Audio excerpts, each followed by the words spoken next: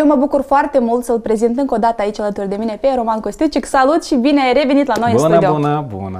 Ne întâlnim tot mai des aici și să știi că mă bucur acest lucru pentru că tu ești acel om care chiar are ce să spună, ești mereu în tendințe și informat despre ce se întâmplă în lumea sănătății mondiale, dacă vorbim de ce se mai descoperă, ce gadgeturi mai apar, ce studii mai apar, ce specialiști mai apar. Și astăzi am ales să discutăm despre un subiect care mi se pare extrem de important pentru absolut toți cei care ne urmăresc.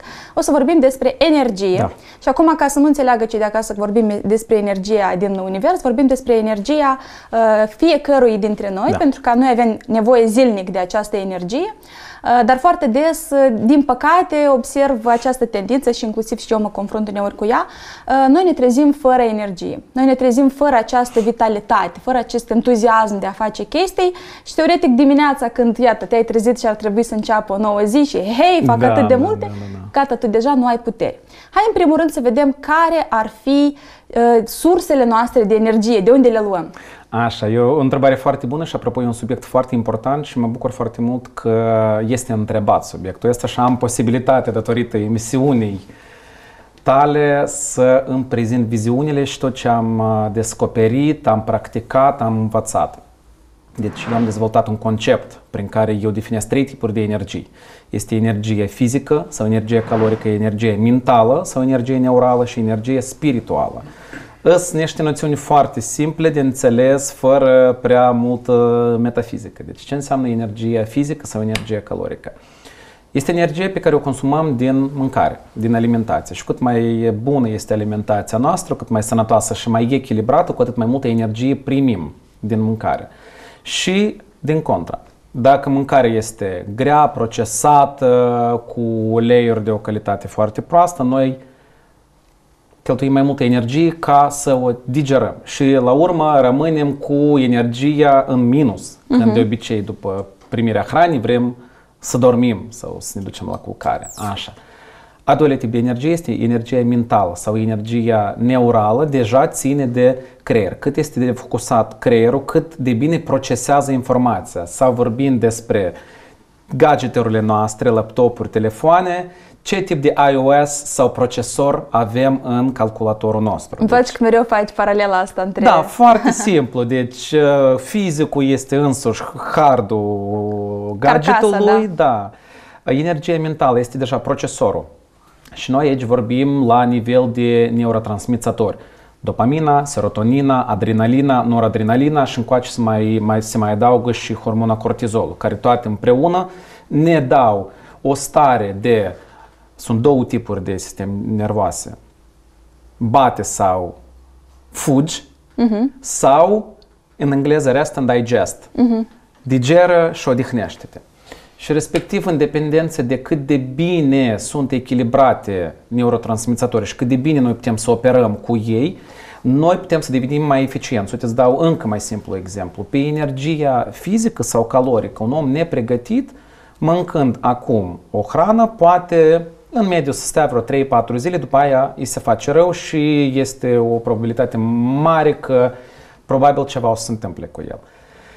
Pe energia neurală, să ne aducem aminte, zeci de mii de ani în urmă, când omul nu avea abundența asta pe masă, 5 primiri de hrană pe zi, el câteodată vâna și până la 2 luni. Și a fost demonstrat că pe dopamină, pe neurotransmițătorul motivației, omul poate să trăiască până la 60 de zile. Respectiv, el hrană fizică. Fără hrană. Deci, el își ia ca sursă, ca material constructor, proteinele din mușchi, el intră în stare de catabolism. Starea de catabolism este atunci când corpul nostru se hrănește din el însuși. Anabolism e când el crește datorită hranei sănătoase.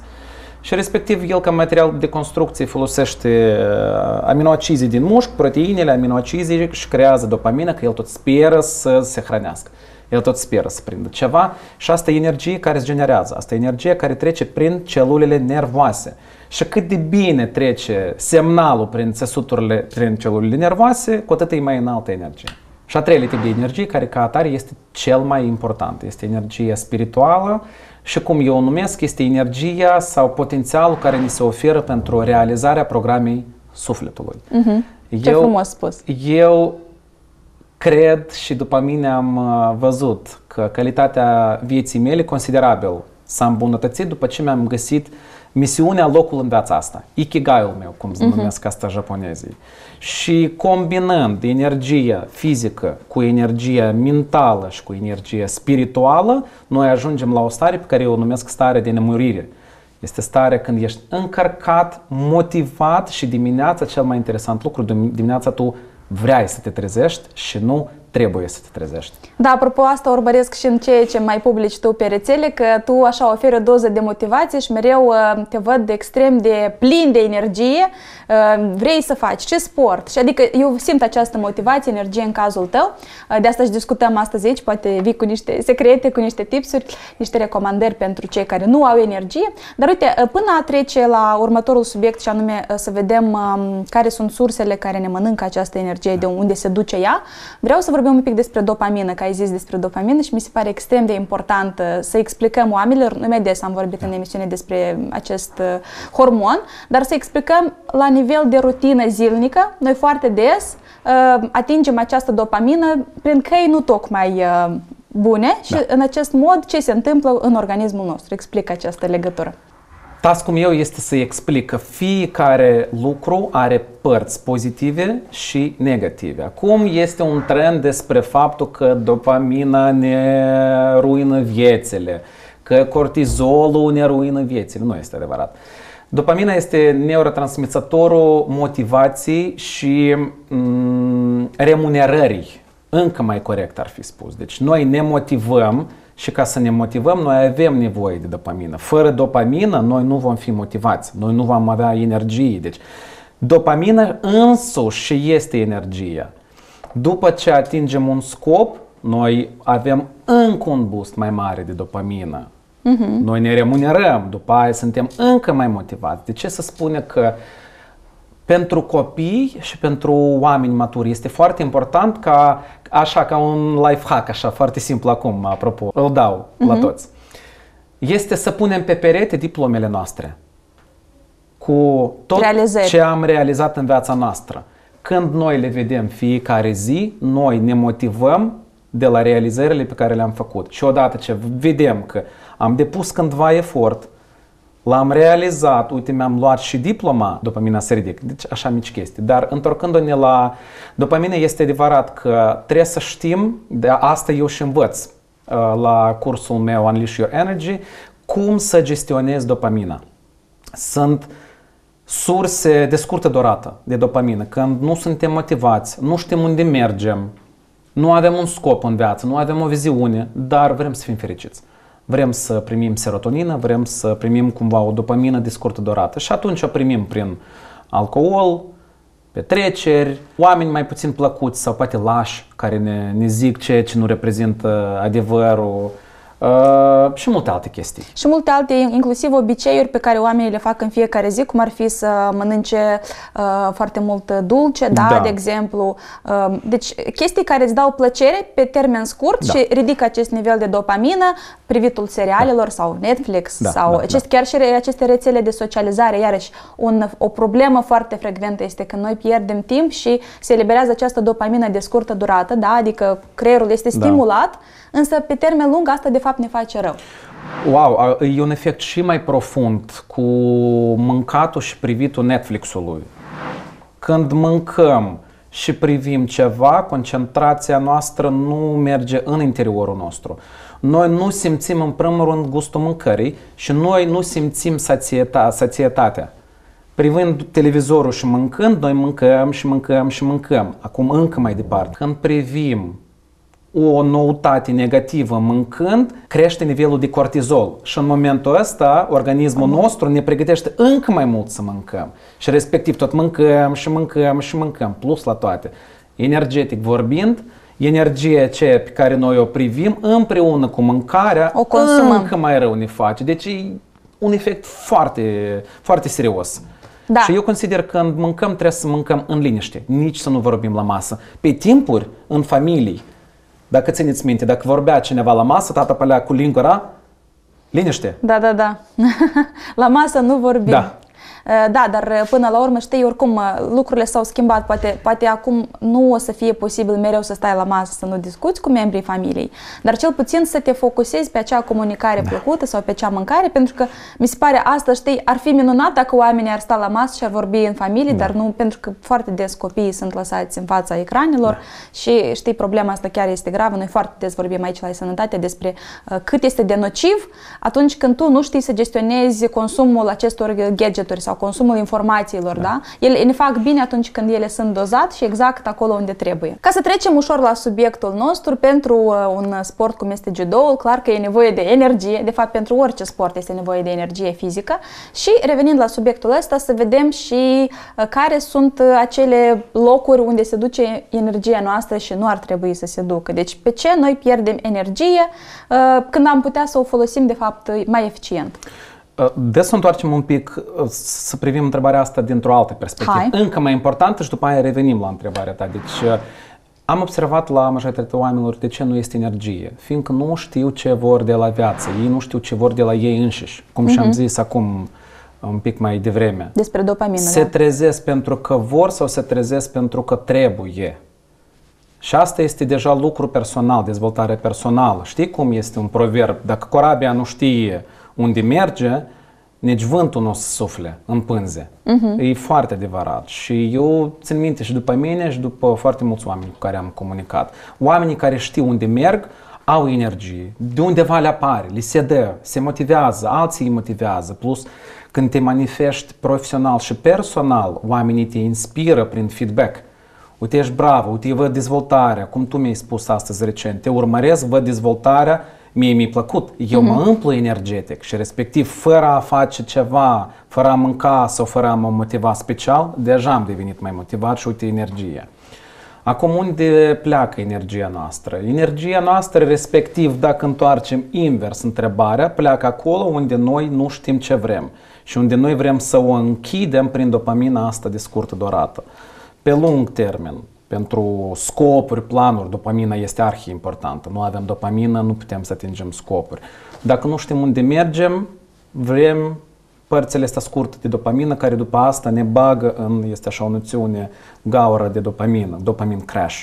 Când noi primim dopamina, dar după asta o pierdem încă mai mult. Și este ca un drog deja, ai mereu necesitate de această doză de dopamină din astfel de surse. Mergând mai departe, vorbind psihoterapeutic, oamenii care nu sunt bucuroși de ei înșiși, se înconjoară de oameni falși, oameni toxici, oameni care ei vor iarăși pe un termen scurt să petreacă timpul, ei cred că sunt sociabili, ei cred că primesc foarte multe complimente, de fapt nu este așa. Foarte des oamenii toxici ne înconjoară și ne fură de energie. Oamenii inconștienți ne fură energie. Noi fiind mai puțin conștienți, noi singuri o dăm. Vrem să-i ajutăm pe toți ceilalți, având nevoie de ajutor noi înșiși. Gândurile negative, gândurile limitative și după asta evident că obiceiurile mai puțin sănătoase, ca mâncarea de calitate proastă, lipsă de efort fizic, sedentarismul, somnul de o calitate foarte proastă sau somnul de scurtă durată și eu pot să dau foarte multe exemple. Iarăși, aerul poluat, să mergem mai departe, partea de biohacking, câmpurile electromagnetice care ne înconjoară de dimineața până seara și tot sunt mai multe și mai multe. iPhone-ele, AirPods-urile, Wi-Fi, telefonul care se încarcă la noi fix la ureche când dormim noaptea, care ne strică calitatea somnului și nu ne restabilim. Dar dacă nu ne restabilim în somn, ne trezim foarte greu.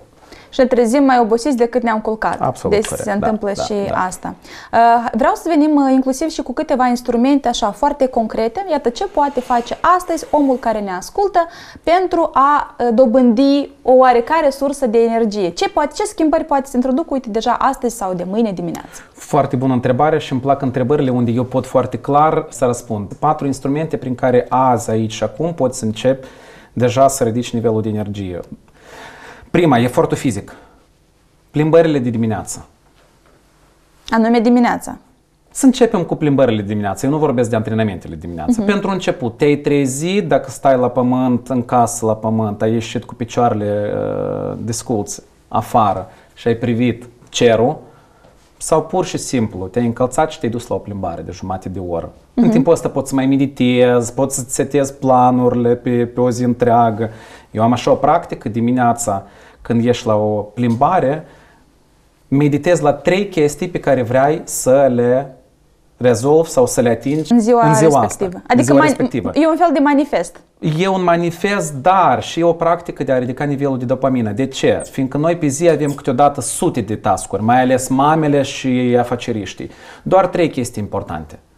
După asta, seara vii, te așezi într-o meditație și contemplezi ce ți-a reușit și ce nu ți-a reușit. Este o practică, în primul rând, care îți antrenează focusarea și realizarea planurilor. Odată ce ai venit acasă seara și ai înțeles că, uite, din 3 planuri, și doar 3 mi le-am pus și toate 3 mi le-am realizat, dopamina crește și e dopamină bună. Deci efortul fizic, la nivel de pur și simplu efort fizic, o plimbare, un jogging, înnotul, stretching-ul, sala de forță, deja să nu spunem mai departe, pur și simplu activitate fizică moderată. Eu zic în jur de 90-120 de minute cardio pe săptămână în zona 2, deci 120-125 bătăi pe minut. 2 antrenamente fizice ca să-ți tonifiezi mușchii, să activezi mitocondriile, stațiile electrice din celulele noastre. Care așa. iarăși răspund și de nivelul de energie. Absolut.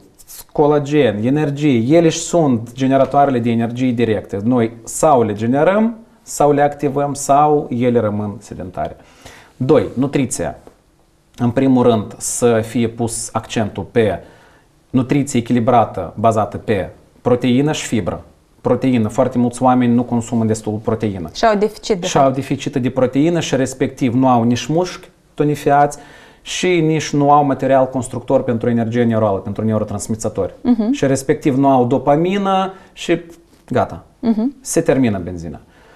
3. Somnul. Principal este dacă nu-ți reușește chiar la 10, ce ar fi ideal, 10-10-30 să mergi în pat, să te culci într-o zi și te trezești în altă zi. Măcar așa. Azi trezești mâine. Da, în mediu 7-8 ore pentru bărbați este ok, 7 ore pentru femei, 8 ore este normal. Mă bucur că ai spus asta, pentru că eu știu această informație și chiar vreau să le spun tuturor care ne urmăresc că femeile au nevoie de mai mult somn. Dar de ce au nevoie de mai mult somn decât bărbații? Restabilirea, planul hormonal, deci la o femeie sunt mai multe procese biochimice femeile decât sunt la mai complicate. Sunt un pic mai complexe, da.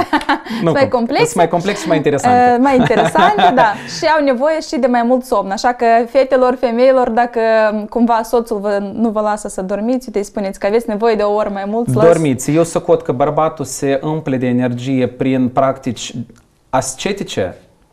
Când își pune scopuri de limitare, da, femeia din contra, ea trebuie să fie relaxată și din relaxarea asta apare energie.